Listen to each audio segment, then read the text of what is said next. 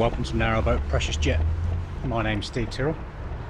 Today is Monday the 8th of March.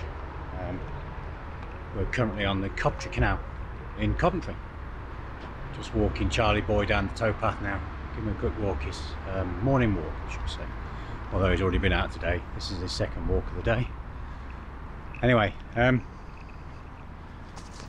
out this morning, spent loads of money.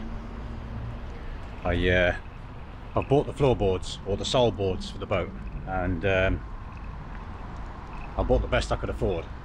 So I've got the same sort of stuff they use for the beds of the trucks.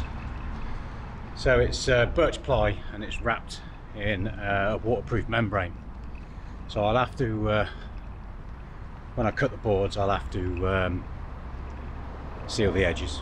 But I mean, you'd have to do that anyway. So anyway, I've got some ballast to move and some insulation to sort out and buy. So, because the boards, as I say, today is Monday and the boards are coming on Thursday. So the boards will be a Thursday morning. So I'd like the boat to be ready Thursday to put the boards, not straight in, but put them in and see what it looks like. So I want to put them in, cut them to size, take them out, paint all the edges, and then put them back in and screw them in properly. And I bought expensive boards because I want them to last. I don't want them to be rotten in 10 years time and have to do it all again. I want them to last the rest of my life, and these boards, they're designed to be surrounded by water all the time. So they're designed for the back of trucks, so hopefully it'll be good. Anyway, I'm just about to walk through a little tunnel, so chat to you soon. So if I keep talking to you, you won't see me. Catch you on the boat in a minute.